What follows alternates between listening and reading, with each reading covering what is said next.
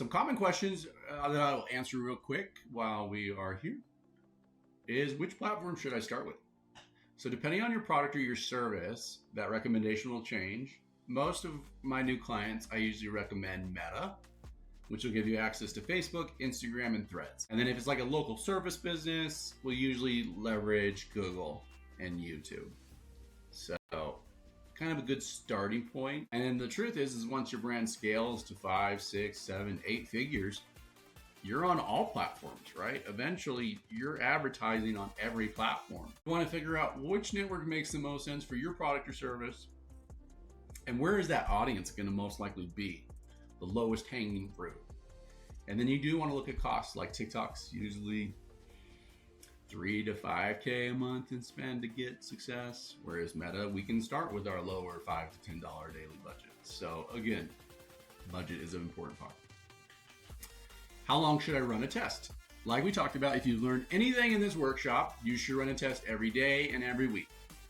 And then depending on how that test performs, you're making changes to turning it off or adding to it. And then what if I have a tiny budget? If your budget's under $5 to $10 a day, you need to save up until you can start spending that consistently, at least for a month.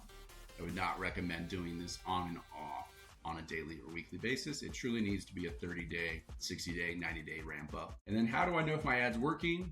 That's a little bit of a double-edged sword. So if the ad's working, how do I know my ad's working? If I don't have sales, how do I know if my ad's working if it is have sales? Obviously, if it has sales, you've got the idea somewhat right. You just need to fine-tune it now. If it doesn't have any sales, you need to take a closer look at some of the other metrics. What's the CPM, the cost to distribute?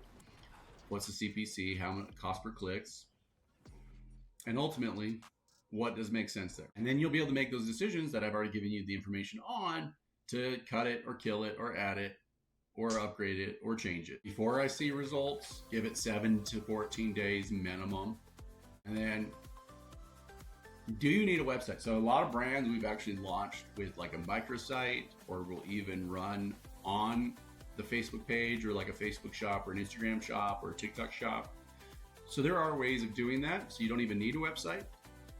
But I do at least recommend either a Shopify store or a landing page. That way you do have a web presence.